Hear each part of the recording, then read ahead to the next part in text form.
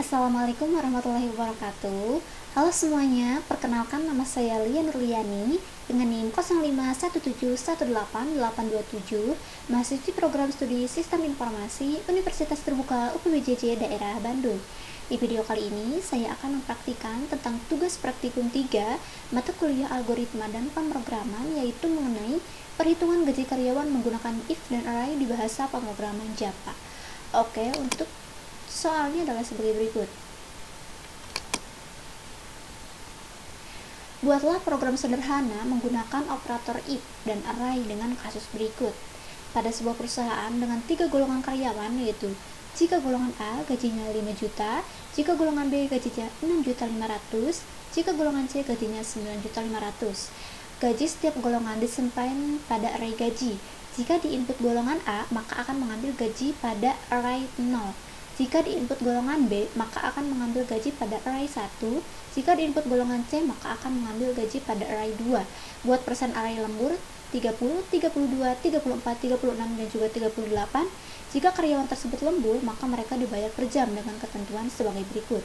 Jika karyawan lembur 1 jam, maka gaji lemburnya 30% dari gaji pokok dari array gaji sesuai golongan. Jika karyawan lembur 2 jam, maka gaji lemburnya 32% dari gaji pokok dari array gaji sesuai golongan. Jika karyawan lembur 3 jam, maka gaji lemburnya 34% dari gaji pokok dari array gaji sesuai golongan. Jika karyawan lembur 4 jam, maka gaji lemburnya 36% dari gaji pokok dari array gaji sesuai golongan. Jika karyawan lembur lebih dari sama dengan 5 jam, maka gaji lemburnya 38% dari gaji pokok dari array gaji sesuai golongan. Inputan pada program adalah golongan dan jam lembur. Output atau tampilan ke layar yaitu jumlah penghasilan, yaitu gaji golongan ditambah gaji lembur. Oke, sebelum saya mempraktikkan soal ini, di sini saya akan memberikan dan juga menjelaskan beberapa dasar teori yang mengacu pada soal praktikum 3 ini. Yang pertama itu ada if statement. If adalah salah satu bentuk pernyataan kontrol atau control statement dalam bahasa pemrograman yang digunakan untuk mengambil keputusan berdasarkan suatu kondisi tertentu. Jika kondisi bernilai true atau benar, maka perintah di dalam blok if akan dijalankan. Jika false atau salah, maka akan dijalankan bagian else. Itu pun jika disediakan. Untuk struktur umumnya, yaitu if, kemudian kondisinya. Nah, kode yang dijalankan jika kondisi true, ini if. Kemudian jika tidak sesuai, maka else, kode alternatif jika kondisinya itu false. Oke, kemudian ada array. Array adalah struktur data dalam pemrograman yang digunakan untuk menyimpan sekumpulan nilai yang bertipe sama dalam satu variabel. Setiap elemen dalam array dapat diakses menggunakan indeks yang dimulai dari 0. Deklarasi dan inisialisasi ini adalah seperti berikut. int atau integer, kemudian ada tanda kurung siku, ini adalah tanda array. Kemudian nama dari array itu adalah angka, atau variabel itu adalah angka. Kemudian nilainya itu atau value itu ada 10, 20, 30, 40, dan juga 50. Nah, artinya kita membuat sebuah array bertipe data integer atau bilangan bulat, dan nama arraynya adalah angka. Kemudian 10, 20, 30, 40, 50 ini adalah kita langsung mengisi array tersebut dengan 5 nilai, yaitu 10, 20, 30, 40, dan juga 50. Jadi, array angka ini berisi 5 elemen. Kemudian array di atas memiliki 5 elemen ini yang tadi dengan nilai yang bisa diakses seperti angka. Array angka dalam indeks 0 yaitu 10 dan seterusnya. Kemudian ada indeks dalam array. Indeks adalah nomor urut yang digunakan untuk mengakses elemen-elemen dalam array. Dalam Java, indeks array dimulai dari 0, artinya elemen pertama berada di indeks ke-0, elemen kedua di indeks pertama, dan juga seterusnya. Jadi elemen ketiga itu di indeks kedua, elemen keempat di indeks ketiga. Contohnya adalah seperti berikut. String, tipe datanya ini, kemudian ada array ditandai dengan kurung siku, Kemudian nama ini adalah variabelnya, dan Ali, Budi, Citra itu adalah value-nya atau nilai. Kemudian sistem output line, variabel nama dalam indeks ke-1, outputnya itu adalah Budi. Karena setiap array itu dimulai dari indeks ke 0, berarti elemen pertama itu atau indeks ke-0 itu Ali, kemudian indeks ke-1-nya itu Budi, dan indeks keduanya itu Citra. Seperti ini.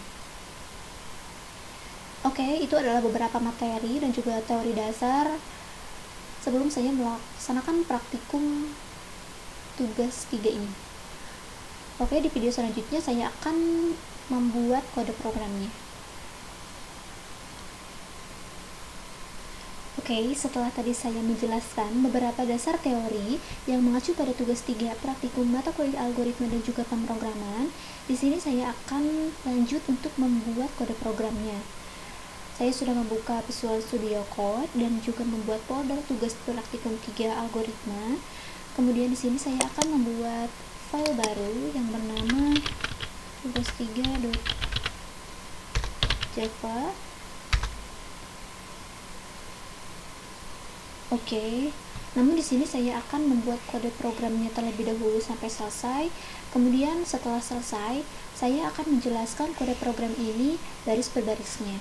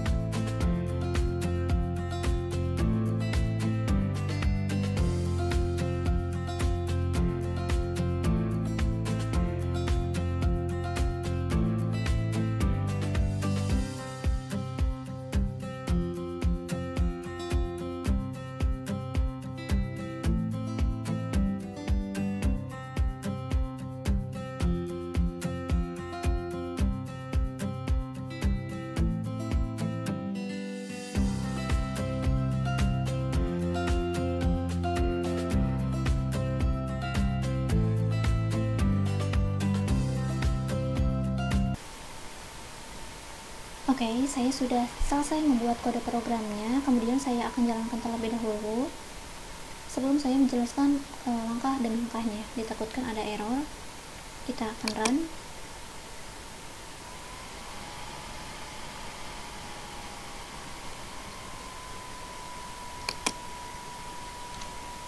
Oke, kita akan coba untuk percobaan pertama, yaitu mengenai output inputnya yang valid.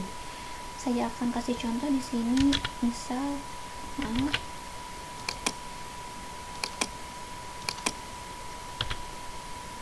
masukkan golongan A, B, atau C. Saya masukkan A,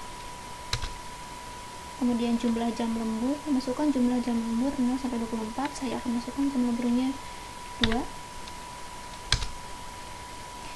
Oke, hasil perhitungannya, golongan karyawannya A, betul, gaji pokoknya 5 juta rupiah, kemudian jam lemburnya 2 jam, betul, gaji lemburnya 1.600.000, totalnya 6.600.000 rupiah, betul. Yang kedua, saya akan coba lagi. Output input valid jika tidak lembur. Saya akan coba golongan C, masukkan jumlah jam lemburnya itu 0 karena tidak lembur. Oke, golongan karyawannya C, kemudian gaji pokoknya 9.500.000, jam lemburnya 0, gaji lemburnya berarti 0 karena tidak lembur. Jadi total penghasilan 9.500.000 rupiah itu diambil hanya dari gaji pokok. Oke, untuk yang ketiga, saya akan coba output input valid jika jam lemburnya lebih dari 5. Oke, misal golongan B, kemudian jumlah jam lemburnya itu lebih dari 5, saya pilih 10 jam.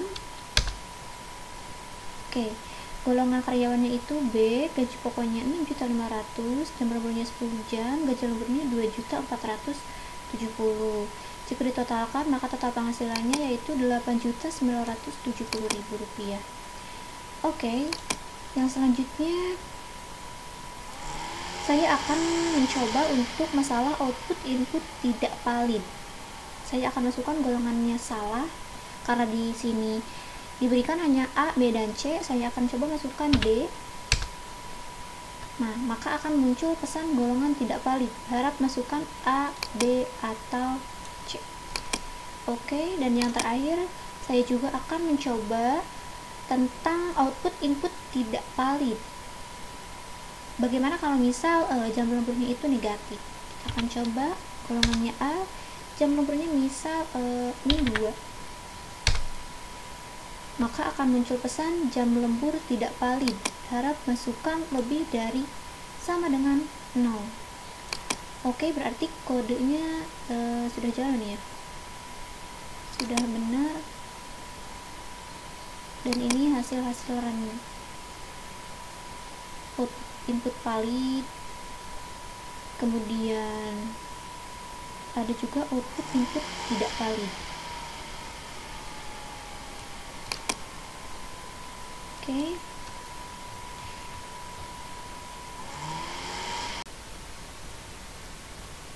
Oke, setelah tadi saya membuat kode program, kemudian saya jalankan. Di sini saya akan menjelaskan kode programnya secara baris per barisnya. Untuk menjelaskan kode program di baris 1 sampai dengan 3, di sini kode ini mengimport 3 library, yaitu yang pertama itu scanner, digunakan untuk membaca input dari pengguna, kemudian ada number format dan juga locale, digunakan untuk memformat angka ke dalam format mata uang Indonesia, yaitu rupiah. Di sini saya lihat dari laporan praktik saya. Kemudian baris kelima dan juga baris keenam, yaitu baris ini mendefinisikan kelas utama dengan nama tugas 3 dan metode lain di baris keenam sebagai titik awal program berjalan. Kemudian yang selanjutnya baris ke-9 dan juga ke baris ke-7, membuat objek input dari kelas scanner untuk membaca data yang dimasukkan oleh pengguna melalui keyboard. Kemudian untuk baris ke-9 dan juga ke-10, array gaji menyimpan gaji pokok dari masing-masing golongan. Indeks 0 adalah golongan A, kemudian indeks 1 golongan B, dan indeks 2 yaitu golongan C. Kemudian untuk baris ke-12 dan juga 13, array persen lembur menyimpan persentase lembur yang akan dikalikan dengan gaji pokok. Indeks sesuai jumlah jam lembur dari 1 hingga lebih dari 5. Kemudian baris ke-15 dan juga 16 ini digunakan untuk membuat objek formatter rupiah format menggunakan local.forLanguage tag Indonesia untuk memformat angka menjadi format mata uang Indonesia. Contohnya yaitu tadi di output seperti ini tampilannya, 5 juta rupiah. Oke, selanjutnya baris ke-18 dan juga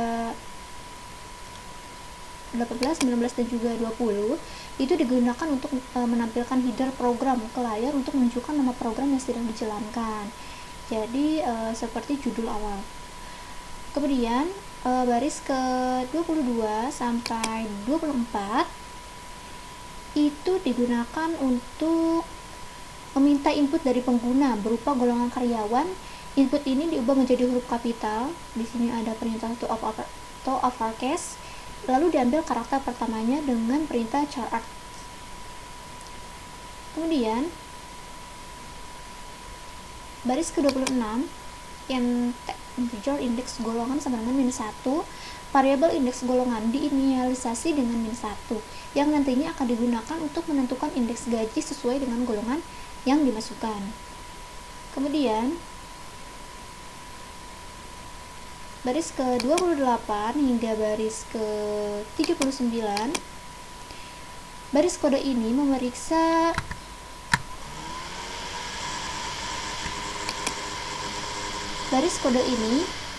validitas golongan. Jika valid, maka indeks golongan disesuaikan dengan posisi di array gaji. Jika tidak valid, maka program akan menampilkan pesan kesalahan seperti ini.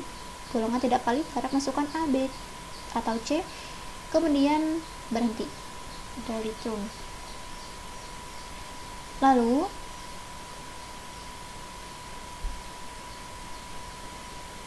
baris ke-41 sampai juga 43, di sini baris ini meminta input jumlah jam lembur dari pengguna dan juga menyimpannya dalam variabel jam lembur. Kemudian baris ke-45 sampai dengan 49 itu untuk melakukan validasi agar jam lembur tidak negatif. Jika tidak valid, maka program berhenti. Nah, akan menampilkan pesan seperti ini. Jam lembur tidak valid, harap masukkan lebih dari sama dengan 0. Jika tidak valid, maka program akan berhenti. Di sini ditandai dengan return. Kemudian di sini ada double gaji pokok sama dengan gaji kurung siku indeks golongan, digunakan untuk mengambil gaji pokok dari array gaji sesuai dengan indeks golongan yang dimasukkan sebelumnya. Kemudian ada juga double gaji lembur, mendeklarasikan variabel gaji lembur yang akan menyimpan hasil perhitungan gaji lembur. Kemudian di baris ke-54 hingga 61, kode ini menghitung gaji lembur berdasarkan jam lembur. 0 jam, maka tidak mendapat lembur atau tidak lembur. Kemudian 1 sampai 4 jam menggunakan indeks yang sesuai pada array persen lembur tadi. Kemudian 5 jam atau lebih menggunakan nilai maksimum dari array 38%. Kemudian ada double total gaji sama dengan gaji pokok ditambah gaji lembur. Ini adalah untuk menjumlahkan gaji pokok dan gaji lembur yang nantinya digunakan untuk memperoleh total penghasilan. Kemudian di sini di baris ke 66 sampai 68 itu untuk menampilkan header untuk hasil perhitungan gaji. Ini header yang kedua setelah tadi yang awal. Kemudian di baris ke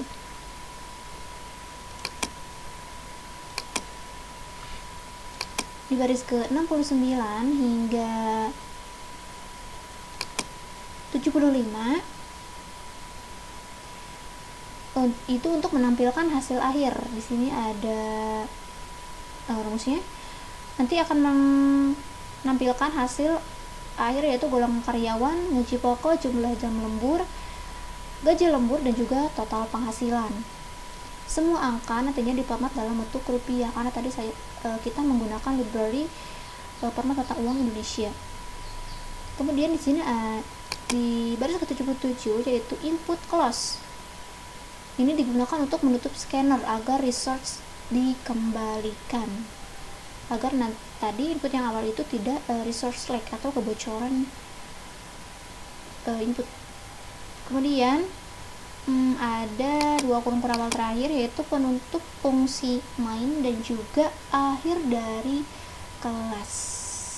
Oke. Tadi sudah saya praktikan juga.